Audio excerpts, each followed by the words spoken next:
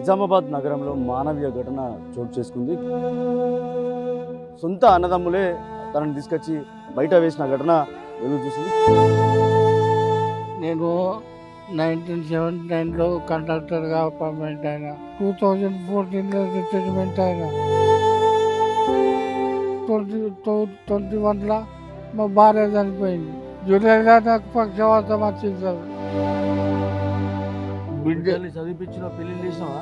చూస్తారు చదివించిన పెళ్లి చేసిన. నిజామాబాద్ నగరంలో మానవీయ ఘటన చోటు చేసుకుంది. గత 4 రోజులుగా కూడా తన కుటుంబ సభ్యుల్ని ఎవరైతే ఉన్నారో ఆ వ్యక్తిని తీసుకొచ్చి బయట రోడ్డు పక్కన పాడేశారు. ఇంత దారుణ ఘటన అంటే చాలా కాలంగా ఆర్టీసీలో తను డ్యూటీ చేశాడు. 2014 రిటైర్డ్ అయ్యాడు.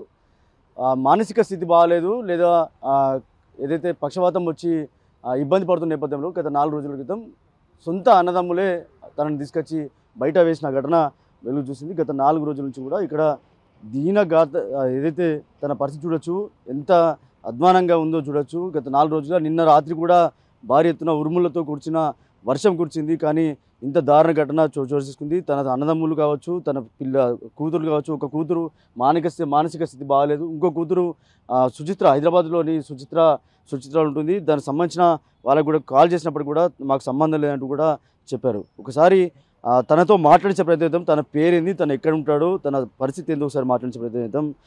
ఏం పేరు బాబు, నీ పేరు ఏం పేరు? నా పేరు కామెడీ ఉల్లయ్య. ఎవరు తీసుకొచ్చి పడేసారు?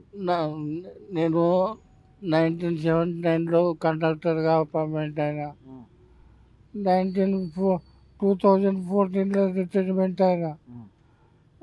దాని తర్వాత ఇంటర్నెట్ ఉన్నా వేరే వర్క్ చేసుకుంటా ఉండేటప్పుడు 2021లో మా భార్య చనిపోయింది.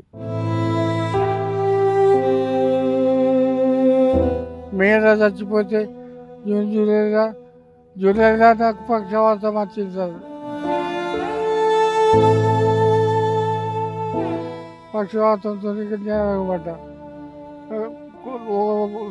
సంవత్సరం తిరిగిన అటు ఇటు మెల్లగా 2 సంవత్సరం తర్వాత దాకా ఈ గత అయింది.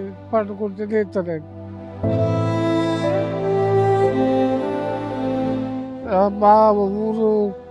మా ఊరికి పంపిస్తే మా అల్లుడు పంపిస్తే మా తమ్ముడు లేకుండే. మా తమ్ముడు మేము కూడా చేయము కదా, బిడ్డ దగ్గరికి పోవని చెప్పి పంపిండు. బిడ్డ దగ్గరికి పోమని పంపితే మా అల్లుడు ఏం చేసిండు, చూసుకోలేదు. మా అల్లుడు ఈయనే ఉంటుంది. ఇక బిడ్డల్ని చదివించిన పెళ్లి చేసినావా? చూస్తారు చదివించిన పెళ్లి చేసిన. చూస్తారు.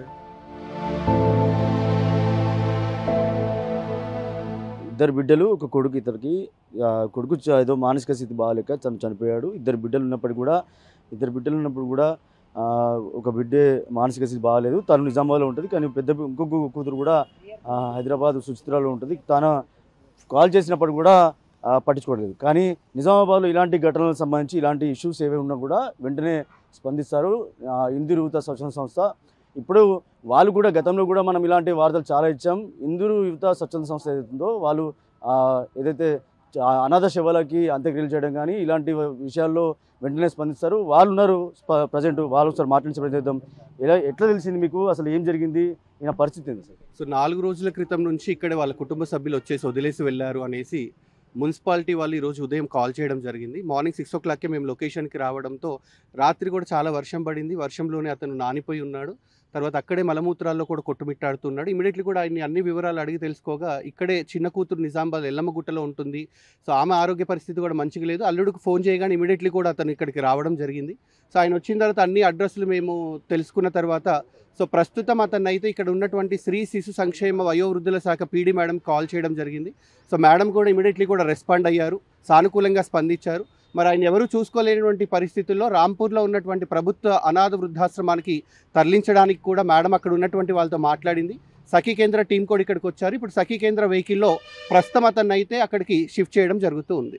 ఇది ఓవరాల్గా నిజామాబాద్లో జరిగిన విషాద ఘటనకు సంబంధించి ప్రస్తుతం అయితే తనని ఒక ఆశ్రమానికి తరలిస్తున్నారు. ఇలాంటి ఘటనలు తరచూ జరుగుతూనే ఉంటాయి. కానీ 4 రోజుల క్రితం 4 రోజులుగా ఇక్కడ తనను తీసుకొచ్చి కుటుంబ సభ్యులు కావచ్చు, లేకపోతే అన్నదమ్ములు కావచ్చు, తీసుకొచ్చి ఇక్కడ పాడేశారు. తన పరిస్థితి కూడా చెప్తున్నాడు. ఎప్పుడు నేను ఉద్యోగం చేశాను, ఎప్పుడు రిటైర్డ్ అయ్యాను, కానీ బిడ్డలు ఉన్నారు, అన్నదమ్ములు ఉన్నారు, తీసుకొచ్చి పడిచారు, నన్ను చూసుకోవట్లేదు అనే విషయాన్ని చెప్తున్నాడు. కానీ ఇలాంటి ఘటనలు మరోసారి పునరావృతం కాకుండా చూసుకోవాల్సిన బాధ్యత అటు కుటుంబంలో ఉండొచ్చు. అలాగే ఇలాంటి విషయంలో వెంటనే స్పందిస్తున్న స్వచ్ఛంద సంస్థలు కావచ్చు, ఇటు ప్రభుత్వ అధికారులు కావచ్చు, ఇలాంటి ఘటనలో స్పందిస్తున్న నేపథ్యంలో ఇలాంటి ఘటనలు మరోసారి కాకుండా చూడాల్సిన బాధ్యత అయితే ఉందని చెప్పుకోవచ్చు. కెమెరా పర్సన్ సందీప్తో రాజేష్, బిగ్ టీవీ, నిజామాబాద్ నుంచి. For more videos like this, subscribe Big TV channel.